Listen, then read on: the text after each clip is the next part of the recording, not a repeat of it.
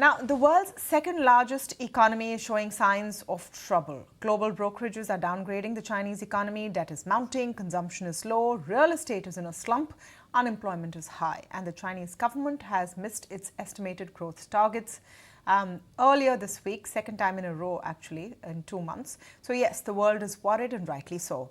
China is considered a manufacturing hub, the factory of the world, and a slowdown in China will definitely affect the global economy. Its construction boom has made it the largest consumer of metals, not to mention how it dominates the export industry. But at the same time, there are opportunities too. Can China's loss be India's gain, or would the slowdown have a domino effect on the globe? To speak more on this, I'm joined now by Nadia Elbilassy, Market Analyst with Equiti Group, and Peter Cardillo, Chief Market Economist at Spartan Capital. Welcome to both of you, and thank you so much for speaking with us today. Mr. Cardillo, let me begin with your take on what we're seeing in China. First off, I'd like to get your view on whether this is an entrenched problem which sort of got uncovered post-COVID, or is this something that can pass over? Yes, there's no question that the Chinese economy is rapidly moving towards recession. In fact, there's a good possibility that it might already be in recession. We have data that's coming out that suggests that the growth is still around 4%. But I'm not sure if we can really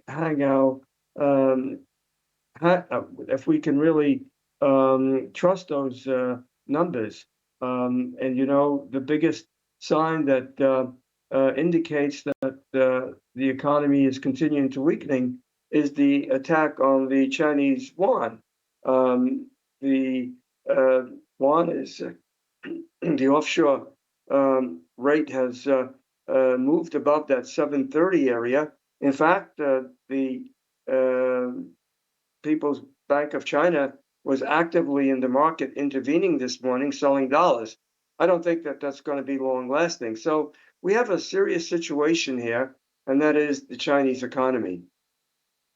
Yeah, Ms. Nadia Elbilassy, just your view on what we're seeing. Would it be very simplistic to say that we're seeing the outcome of a very strict zero tolerance for COVID policy, extended lockdown, and the kind of bounce back when the Chinese economy finally opened was just not enough? Yes, I agree with you. This is definitely one of the reasons that we're seeing the China economy now falter.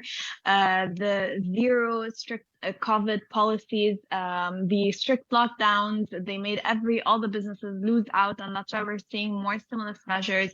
We're seeing them cut rates. We're seeing all the economic indicators, they come down, jotted down at really low numbers.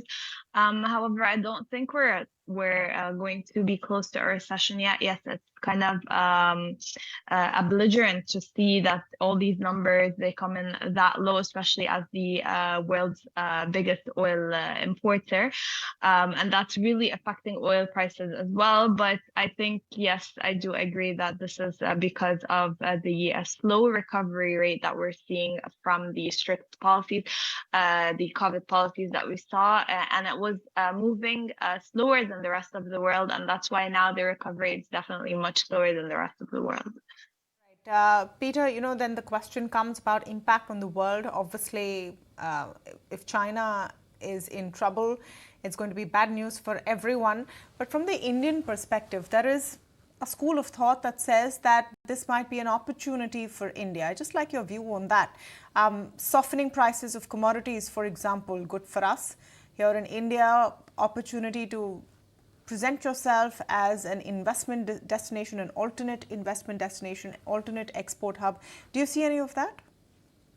Well, sure, there's always alternatives, and obviously India looks good. But remember that, as you said, the global economy is going to suffer if in fact, the Chinese slowdown mushrooms into a global recession.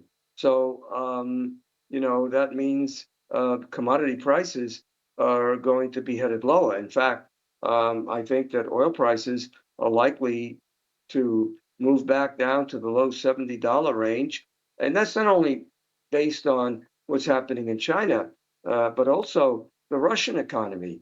the Russian economy is crumbling, and there too we saw the ruble spike over 100 this week. So it is going to be tough. Ms. Nadia, your sort of assessment on what this would mean for the world and why everyone is so jittery right now? I mean, I think oil markets are having the worst kind of reaction to what's going on in China right now, especially as the biggest oil importer. We're seeing that despite the voluntary cuts by Saudi Arabia and Russia, we're still seeing that oil prices are not getting elevated above the $80 mark or 85 for Brent. So I think that's the most casual cost that we're seeing right now in oil prices. Thank you so much, Peter Cardillo and Nadia Elbilassy, for speaking with us today on the Big China Conundrum, something that has definitely got the world wondering what's next.